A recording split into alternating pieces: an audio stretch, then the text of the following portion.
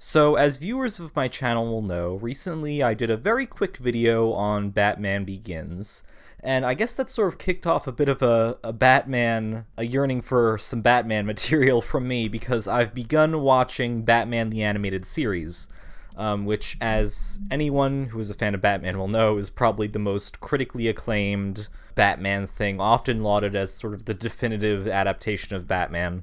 And I'm finally watching it here as an adult, which is a very different experience from how most people experienced it, I feel. It's very much a show you hear people talk about being nostalgic for, and so I'm going to be offering up sort of a fresh take on it, a fresh perspective from, having no nostalgia for the show whatsoever. And I will say right off the bat, if I'm being honest, I do feel like the show is perhaps overhyped.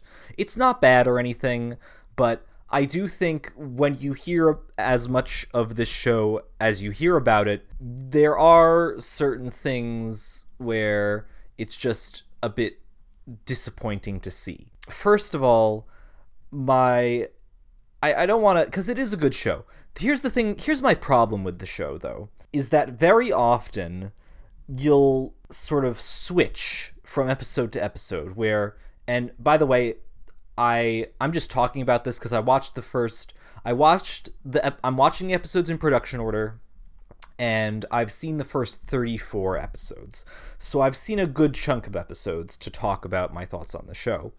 And this isn't really a formal review. It's me just giving my thoughts. I might go in and do episode reviews because there is a lot to talk about with these episodes. But my problem with the show is that very often, sometimes you'll get a really fantastic, really well-written, meaningful character drama. And then other times, you'll get perhaps an episode of a kid's show. And then other times, you'll just get sort of an average villain plot, but not to where Batman has to stop them. And they do their best to change things up. But let me give some examples. Anytime there's a kid in the show, like, that the episode centers around, I'm like, ugh, this is not going to be a good episode. This is going to be a kid's show episode. For example, there's this one episode, like, called Batman in My Basement or something, where Batman is knocked out the entire time, and we have, like, Home Alone-style antics with these kids defending their house from the Penguin, and it's just, it's intolerable to sit through. And then there was this other episode called The Underdwellers, which was not good. And so there are episodes like that. And then there are limitations, I feel, within the format of the show. Like, it's limited to, like, there are certain things you need to do every episode. Like, you need to have a villain, and you need to have Batman fight said villain, and that is where the conflict will be facilitated from. And they do a lot to experiment and change with that, but at a base level, they are strictly limited sort of to that formula, even if they get experimental within it. And it makes me appreciate shows like Adventure Time, where, although this is a very different comparison, I know, but something about Adventure Time which I'm appreciating now is that they didn't feel limited in what stories they had to tell. They didn't need a specific format for each episode.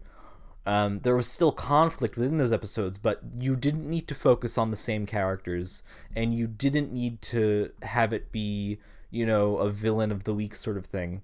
And that's something which I wish Batman the Animated Series could get a bit more experimental with, is perhaps just, not even focusing on Batman, just some other characters in Gotham, maybe, as just a way to shake things up. And they do, I don't want to say that the show is repetitive or anything, because it's not. They do a very good job at mixing things up and keeping things fresh. But I do wish there was some more experimentation on that front. But as I've said before, they definitely do some really great episodes.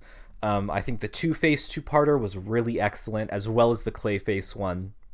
Some great character drama there. Very sympathetic villains. And then I'd like to switch gears for a moment and talk about Mark Hamill as Joker. Now, everyone says that Mark Hamill is the very best Joker, and I'm not going to disagree with that, because Mark Hamill has given, in the episodes I've watched, he's given an absolutely perfect performance as the Joker. but I do find myself having trouble with the way they're writing them. And keep in mind that if he has a lot of great episodes later on, then I haven't seen those. I've only watched the first 34 episodes of the production order. The last episode I watched was The Laughing Fish. And in most of those episodes, the Joker doesn't feel like he's given... Like, he feels more like a cartoon villain. You know what I mean?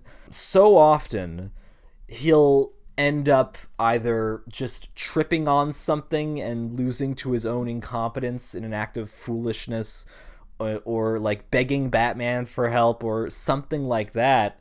And it's just like, this is supposed to be your, like, Batman's arch nemesis, and you're treating him like he feels like a cartoon villain. And I wouldn't have a problem with that if it weren't for the fact that these other villains are given such great treatment within the show.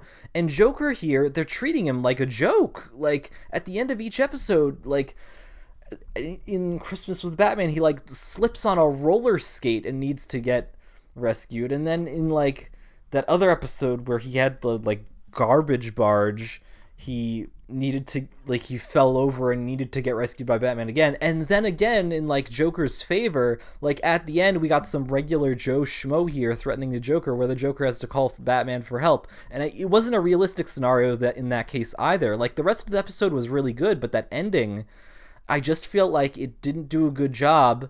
Like, it feels like at every opportunity they're trying to make the Joker feel like a joke. And it's fine if you want to play up the Joker maybe as more of a comedic foolish, well, not foolish, but like more of a character which can elicit absurdity or comedy or something like that.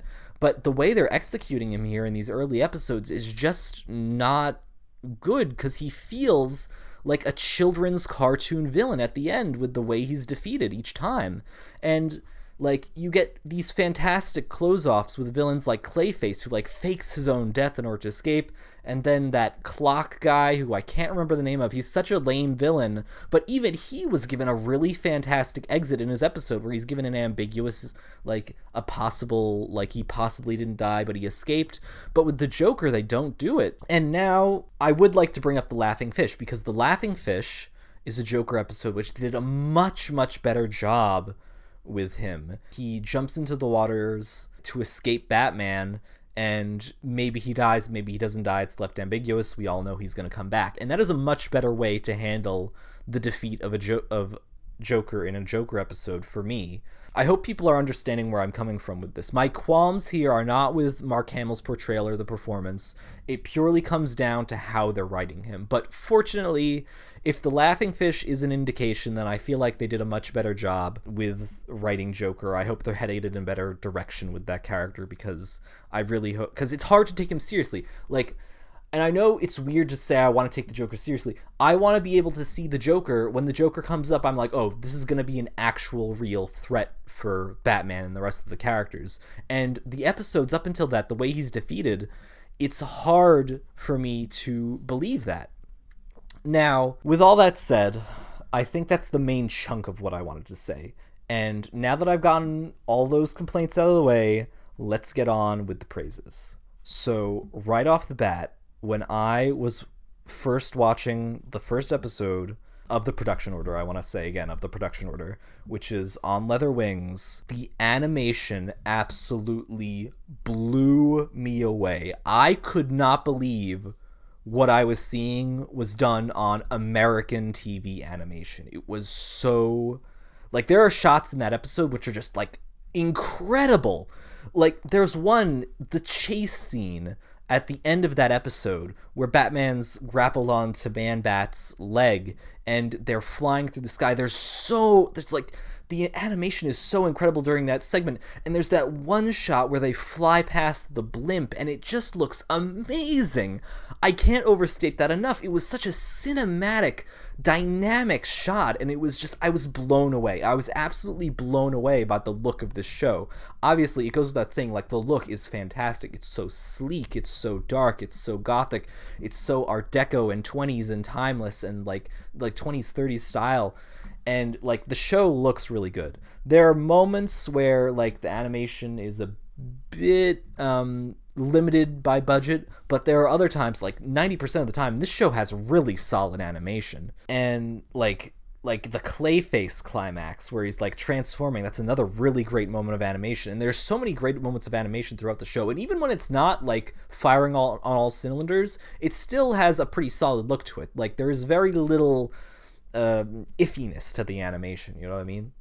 So that's a big praise. And as I've said before, when they do a good character story, they do a really good character story. Like the Two-Face two-parter and the Clayface two-parter are real standouts. Robin's Reckoning, that two-parter is also really great. Just sort of delves into Robin's backstory and does a good job of delving into it. And I think, oh, how could I forget Mr. Freeze, Heart of Ice, another like the Emmy award-winning episode. It's just, so when they delve into those villains and they like examine them and like they do these great character drama pieces, I feel, and that's the real strength of the show, is that like they are able to have these villains in a lot of cases feel more complex and really interesting.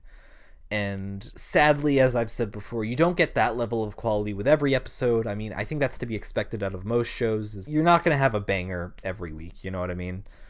But when it's strong, it's really strong. When it's weak, it's disappointingly weak.